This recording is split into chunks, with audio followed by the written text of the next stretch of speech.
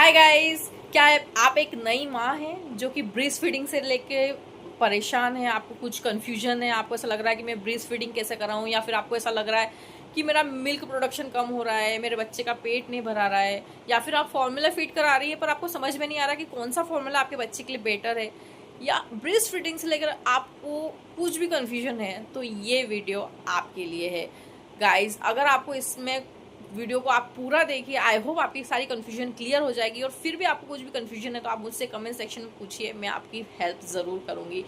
Guys, video पूरा देखिएगा, like share और सब्सक्राइब करना मत भूलिएगा। प्लीज़ मुझे सपोर्ट कीजिएगा। Thank you so much.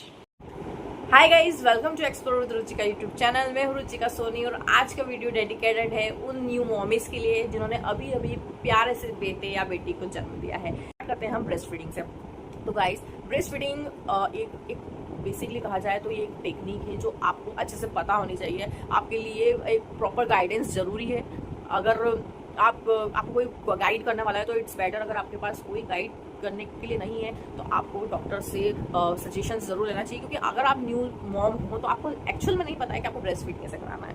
उसमें एक लैचिंग प्रोसेस होती है, उसमें आपके निप्पल बने हुए नहीं होते हैं। अगर आप किसी एक्सपीरियंस मॉम से हेल्प लेती हैं, किसी दादी नानी से प्रॉपर हेल्प लेती हैं, तो आप ब्रेस्ट फीडिंग अच्छे से करा सकती हैं। या फिर अभी आप आज के समय में तो बहुत सारे सेशंस हो गए हैं, वर्कशॉप्स होती हैं जो जिसमें आपको बताया जाता है कि आपको ब्रेस्ट फीडिंग कैसे बनानी है। पीडियाट्रिशियंस डॉक्टर्स एक स्पेशल वर्कशॉप रखते हैं जिसमें आपको बताते हैं कि आपको ब्रेस्ट फीडिंग कैसे प्रॉपर्ली बच्चों को करानी है, क्योंकि एक बहुत बड़ा चैलेंज होता है ब्रेस्ट फीडिंग एक न्यूली मॉम के लिए। अगर आप सेकंड मदर है तो फर्स्ट बेबी में आपको सारे एक्सपीरियंसेस मिल जाते हैं, तो आपको सेकंड बेबी में इतनी प्रॉब्लम्स नहीं होती है। पर अगर आप फर्स्ट मॉम है, आपका पहला बेबी है, तो आपको ज़रूरी है कि आप ब्रेस्ट फीडिंग के सेशंस लें या फिर किसी एक्सपीरियंस लोगों से जानें कि आपको कैसे उनको प्रॉपर लेचिंग करनी है, प्रॉपर्ली ब्रेस्ट फीडिंग करानी है। क्योंकि अगर आपको टेक्निक नहीं पता है तो आपका बच्चा भी ठीक से दूध नहीं पी पाता, आपको दूध भी ठीक से नहीं आता है और उसका पेट भी नहीं भरता है। Guys, it depends. सबसे पहली बात तो अगर हम शुरुआत करें तो जब न्यूबॉर्न बेबी होता है तो आपकी दो कंडीशन मेजर होती हैं, या तो आपने नॉर्मल डिलीवरी की होती है या फिर सिजेरियन से आपका बेबी होता है। नॉर्मल डिलीवरी के केस में तो आप डे 1 से ही बच्चों को ब्रेस्ट फीडिंग करा सकते हैं। तो डे 1 से ही ब्रेस्ट फीडिंग का सेशन स्टार्ट हो जाता है। आप प्रॉपर्ली टेक्निक बच्चों को भी सीखना पड़ता है, वो माँ के पेट से निकला होता है तो उसे भी नहीं पता होता है कि दूध कैसे पीना है, कैसे सक करना है, कैसे स्वेलो करना है। तो बच्चे को भी एक प्रॉपर सिखाना पड़ता है और माँ को भी प्रॉपर एक ट्रेनिंग की जरूरत होती है कि आपको कैसे बच्चे को दूध पिलाना है।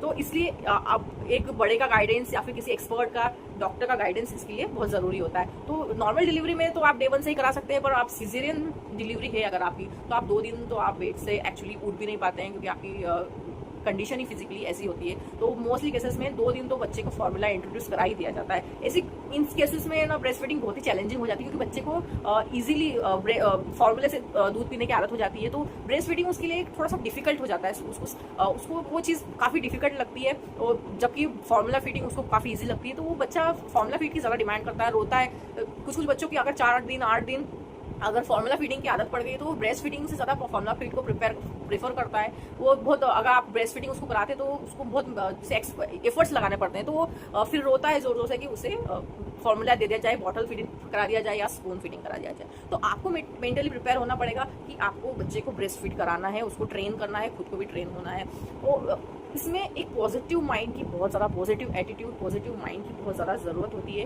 गाइज, ये भी डिपेंड करता है कि आपके आसपास लोग कैसे हैं। आपके आसपास लोग भी मोटिवेट करने वाले होने चाहिए, आपको इंकरेज करने वाले होने चाहिए कि होगा, आपका ब्रेस्ट फीड प्रॉपरली आपसे हो जाएगा। अभी नहीं तो थोड़ी सी कोशिश के बाद होगा, पर वो बच्चा भी उसको प्रॉपरली पॉजिटिवली लेगा और आप भी पॉजिटिवली उसको कर पाओगे अगर आपका आसपास का माहौल अच्छा है। आपको मेंटली पॉजिटिव रहना है। वो आसपास के माहौल में अगर आपको ये चीज़ मिल रही है कि अरे तू तो कर ही नहीं पा रही है, ये इससे हो ही नहीं पा रहा है, या फिर ऐसी कंडीशन आ रही है कि लोग कहने लगे हैं कि अरे तुझे तो दूध ही ज़्यादा नहीं आ रहा है, उसका तो बच्चे का पेट ही नहीं भरा रहा है, वो रो रहा है, तो इन सब चीज़ों को आपको निगेटिवली नहीं लेना है। आपको एक पॉजिटिव एटीट्यूड मन रखना है कि नहीं, मैं कर पाऊंगी, मेरा बेटा ले रहा है, मेरा बच्चा इसको पी रहा है, उसका पेट भरा रहा है। अभी आप ये एटीट्यूड रखेंगे तो धीरे धीरे आपका मिल्क प्रोडक्शन भी बढ़ता जाएगा।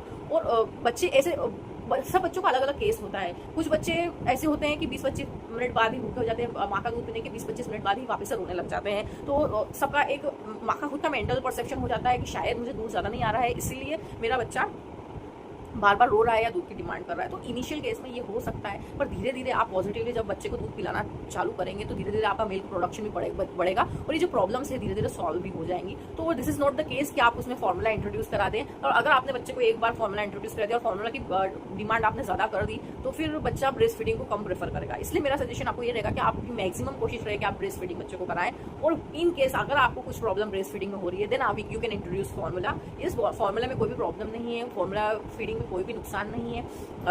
फॉर्मूला फीडिंग भी एक माँ के दूध का ही एक कॉपी होती है जो कि आप अपने बच्चों को देते हैं। फॉर्मूला फीड अगर आप करा रहे हैं तो डॉक्टर का सजेशन लें।